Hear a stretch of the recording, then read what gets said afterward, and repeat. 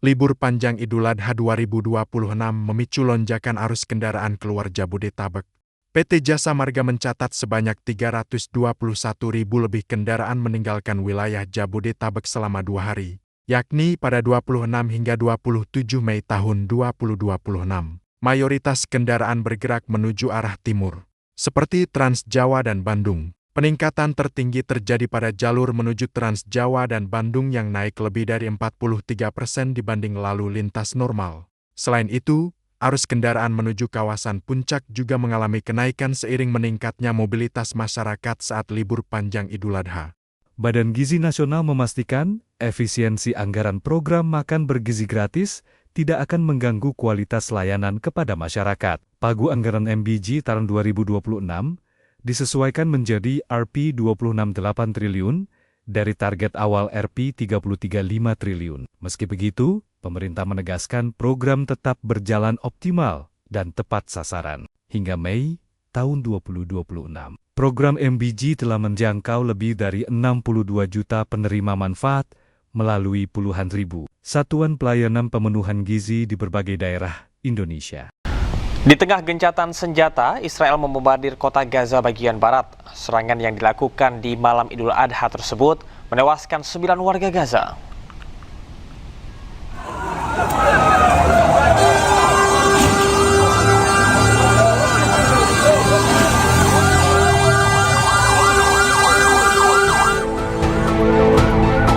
Warga Gaza berlarian dan mencoba menyelamatkan diri setelah sejumlah ledakan menghantam apartemen dan perumahan di Al-Rimal bagian barat kota Gaza. Serangan ini terjadi saat warga Gaza bersiap merayakan Idul Adha yang jatuh pada keesokan harinya.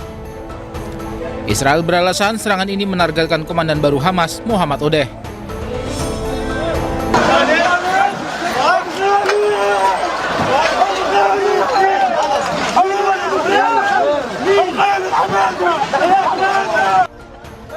Israel juga menyerang rumah hingga toko-toko di kawasan Al-Rimal. Banyak warga yang sedang berbelanja baju baru, makanan hingga persiapan kurban untuk Idul Adha kaget atas serangan ini. Kepanikan massal pun terjadi di Gaza bagian barat. Serangan ini menghancurkan area komersial padat di kota Al-Rimal. Berdasarkan data dari Gaza Civil Defense, serangan Israel menewaskan setidaknya 9 warga. Sementara korban luka mencapai lebih dari 20 orang. Kekejian Israel terang-terangan menargetkan anak-anak, bahkan bayi. Bahkan Menteri Ekstremis Israel, Yitzhak Wasserlauf, menganjurkan kekerasan terhadap bayi-bayi tak berdosa.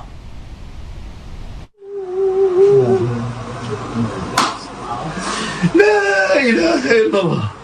La ilaha illallah.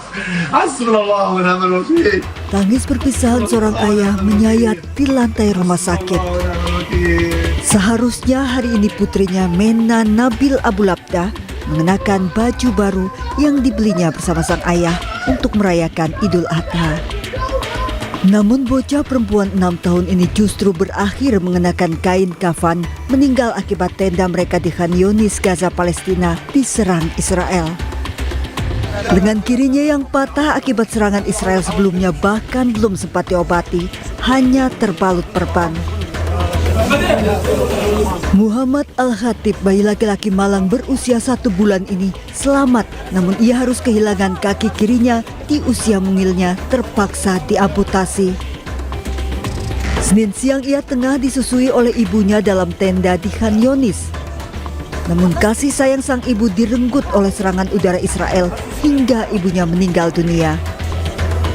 Senin siang suasana Khan Yunis berubah mencekam saat Israel menyerang tenda pengungsian. Ambulans terus mengangkut korban anak-anak. Serangan udara Israel sengaja menargetkan anak-anak di tenda pengungsian Al-Mawasi Khan Yunis. Serangan ini menewaskan 5 anak dan sejumlah lansia serta wanita. Rekaman Menteri Ekstremis Israel Yitzhak Wasserlauf beredar melalui sambungan telepon terungkap yang menganjurkan militer Israel menargetkan bayi.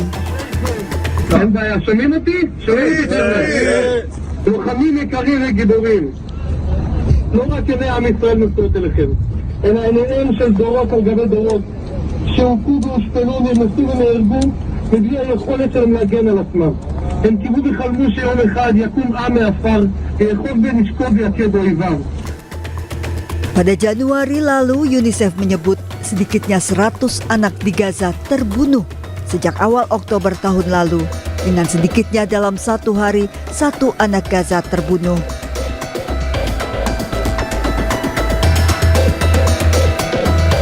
Dikutip dari TRT World, sejak perang genosida dimulai pada Oktober 2023, Israel telah membunuh lebih dari 72.000 warga Palestina, termasuk anak-anak dan wanita, melukai lebih dari 172.000 orang, dan menghancurkan 90% infrastruktur.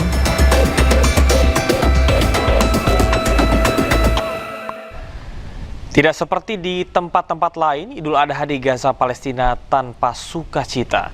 Duka terlihat di wajah-wajah warga Gaza yang melaksanakan sholat Id di tengah reruntuhan. 3 tahun terakhir, warga Gaza tidak lagi bisa melaksanakan ibadah haji.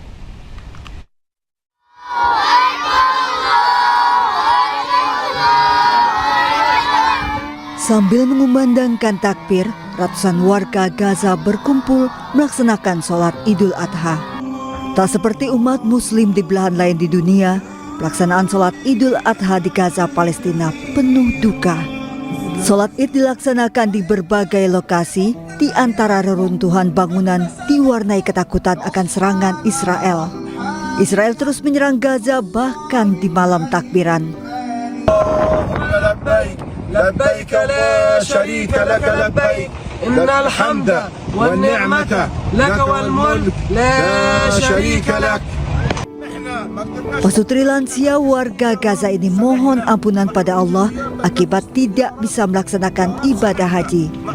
3 tahun warga Gaza terpenjara selama pendudukan Israel tidak bisa menunaikan ibadah haji. Sementara kali ini warga Gaza juga kesulitan tidak bisa melaksanakan ibadah kurban imbas terbatasnya pasokan hewan kurban.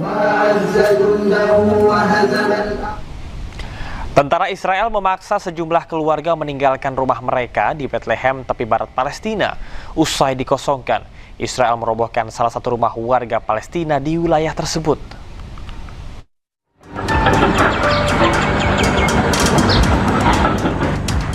Suasana tegang terjadi di kota Nahalin, barat Bethlehem, tepi barat Palestina, saat pasukan Israel memaksa warga Palestina meninggalkan rumah mereka.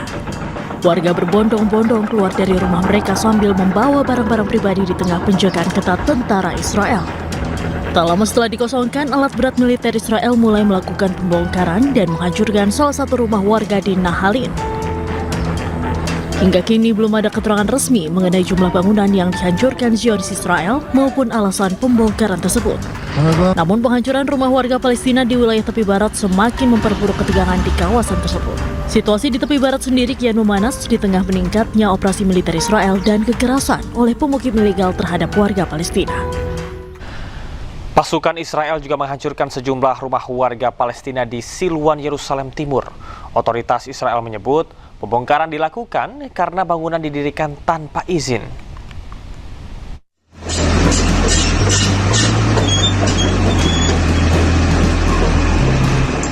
Pasukan Israel bersama sejumlah buldozer menyerbu kawasan Al-Bustan di kota Silwan, Yerusalem Timur, Palestina.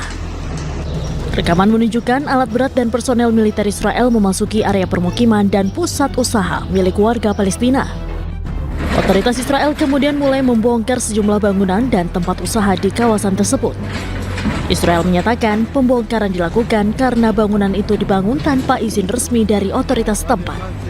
Namun warga Palestina menilai izin pembangunan hampir mustahil diperoleh, sementara pembongkaran oleh pasukan Israel terus mengancam permukiman mereka di Yerusalem Timur. Diketahui kawasan Al-Bustan selama bertahun-tahun menjadi titik ketegangan di tengah sengketa lahan dan kebijakan penggusuran terhadap warga Palestina di wilayah pendudukan.